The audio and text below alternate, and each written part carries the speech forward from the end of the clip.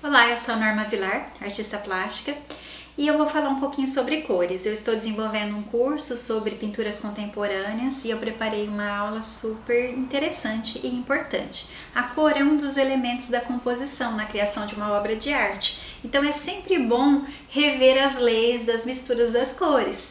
Então eu coloquei aqui nesse círculo cromático as três cores primárias, que é o azul, o vermelho e o amarelo.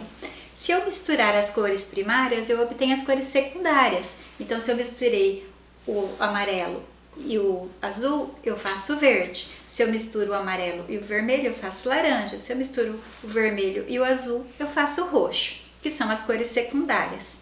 Se eu misturar as três cores primárias, eu consigo um tom café, quase preto, que a gente chama de bistre. Os aquarelistas usam muito essa paleta de cor e usam muito o bistre para trabalhar parte de sombra. Agora a gente fala sobre as cores terciárias. Se eu misturar uma cor, eu fiz aqui uma tabelinha. Se eu misturar uma cor primária com uma cor secundária, eu faço uma cor terciária. Então, por exemplo, se eu misturar o amarelo com o roxo, eu faço um tom de mostarda. Se eu misturar o azul com o laranja, eu faço um tom tipo um caramelo. E o verde, aliás, o verde e o vermelho, eu faço um marrom. Então, eu tenho aqui uma outra escala de tons neutros. Se eu adicionar o branco, sabia que o branco também é considerado uma cor primária? Porque não tem como você misturar ela para fazer, então também é considerado. E se eu adicionar o branco nas cores terciárias, eu crio outros tons. Então, por exemplo, eu adicionei o branco no bistre e criei o cinza. Se eu for adicionando mais branco, eu vou criar uma escala de tons de cinza. Adicionei no tom mostarda, no tom caramelo, e adicionei também no marrom, criando outra escala de tons neutros.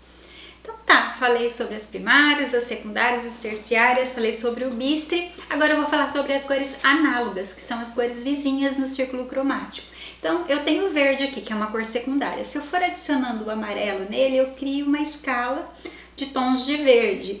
E se eu adicionar mais azul, eu crio uma outra escala de tom de verde mais escuro, e assim eu crio cores análogas, que são cores vizinhas. Se eu desenvolver uma obra de arte com essa paleta de cores, eu consigo provocar a harmonia, né, e assim passar uma mensagem na minha obra. E assim com as outras cores também. Agora nós vamos falar sobre as complementares, que são as cores mais distantes do círculo cromático. Então, por exemplo, eu quero saber qual era a cor complementar do amarelo. Se eu seguir uma seta, eu descubro que é o roxo. E a cor complementar do roxo é o amarelo.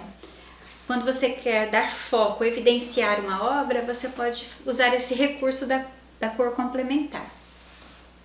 E assim sucessivamente. Então, a complementar do vermelho ao verde, a do verde ao vermelho e assim sucessivamente.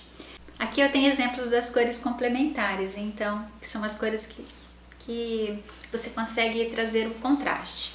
Então, o verde e o vermelho, o amarelo e o roxo, o laranja e o azul. E tem uma observação agora para a gente finalizar que vocês vão amar, que é sobre cores quentes e frias. Neste círculo cromático, se eu dividir ao meio, vocês observam que do lado direito, meu aqui, eu tenho as cores quentes e do lado esquerdo as cores frias. Associada à natureza, cores quentes, o sol, o fogo, que é uma cor estimulante, vibrante, que traz vivacidade, vitalidade, energia. E aqui as cores frias associadas à natureza, sol, mar, floresta, que traz a sensação de frescor, de paz, de infinito, de profundidade, de harmonia, de mistério e de acordo com a interpretação de cada um, a sua leitura. Então não se prenda a estes símbolos, não, se liberte, porque para criar, para fazer arte contemporânea, a gente precisa se libertar.